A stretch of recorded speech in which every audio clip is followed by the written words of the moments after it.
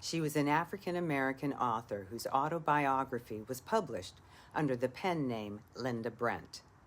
Harriet Jacobs was born either 1813 or 1815 in Edenton, North Carolina, to Delilah and John Knox. When Harriet was 6, her mother Delilah died, and Harriet was sent to live with the owner's daughter. She taught Harriet to sew, read, and write. A decade later, North Carolina would outlaw educating slaves. In 1825, the owner of Harriet died, and she was willed to 3-year-old Matilda Norcom. Her father, Dr. James Norcom, became Harriet's owner until Matilda became of age. His constant gaze made the 10-year-old uncomfortable in ways she didn't understand. Mrs. Norcom, noticing the attention and not having the authority to stop it, takes out her frustrations on Harriet.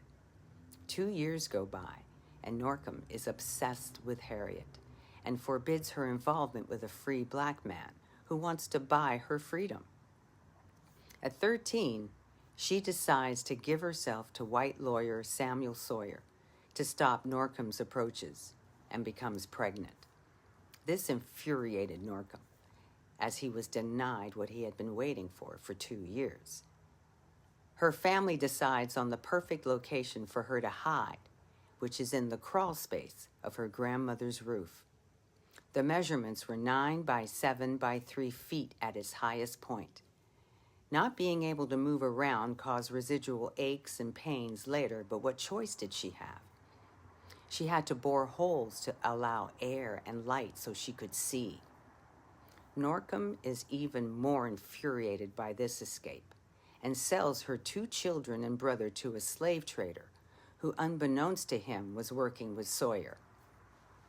The children were brought back to the grandmothers, where Harriet could watch them grow. She remained in that roof for 7 years. In 1842, she was able to escape by boat to Philadelphia through an abolitionist network. From there, she went to New York and ended up working as a nanny for author Nathaniel Parker Willis and his wife, Mary. But Norcom was not far behind. Harriet leaves for an emergency to visit her brother. She returns to Willis's, but Norcom is close, forcing her to leave for Brooklyn to retrieve her daughter and then on to Boston. She learns that Willis's wife has passed, and he is in need of a nanny as he is taking a 10-month trip to England to visit her family. In England, she notes that people are different and treat her well, which actually gives her hope. Upon her return, she discovers that her brother is involved with the abolitionists, and she too becomes immersed in the movement.